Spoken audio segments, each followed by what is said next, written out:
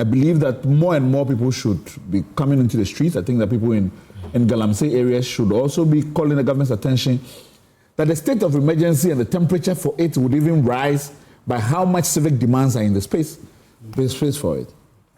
So far, I mean, even when the former president was on, I had taken a more nuanced position on the state of emergency issue because I am still quite apprehensive about there's a need to define the framework of it.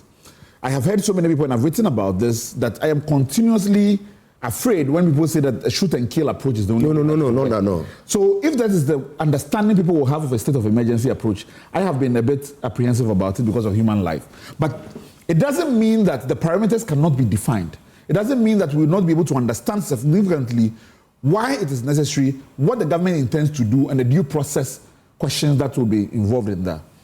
But also importantly, the only defense we have, the only thing that the government has said on this issue is the purported statement which was attributed to Mustafa Bande, where he was saying that investors will be queasy. When I wrote about this, he called me and said, in fact, his words had been misreported on the issue. Whether that is true or not, the question is, what is the government saying about it, and why does it think it would not help? That question has not come up, so we can engage it sufficiently on that question.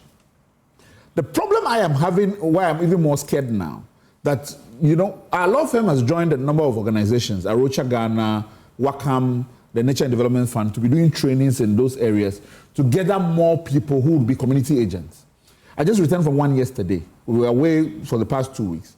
The level of despondency in those communities is huge. The belief that we can't do anything about it, yes. Because the state is not invested in this, our chiefs are behind this. If you speak up against it, you are isolated. People have lost the will to fight. That is scary.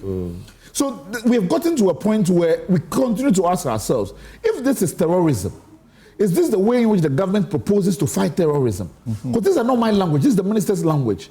So if you are saying that we are dealing with a Boko Haram level of attack on our country, then we are not seeing the same level of response. This is where people's fears and apprehensions remain. So for some reason, this is what I have been saying, that we have been used to dysfunctional politics for a long time in this country.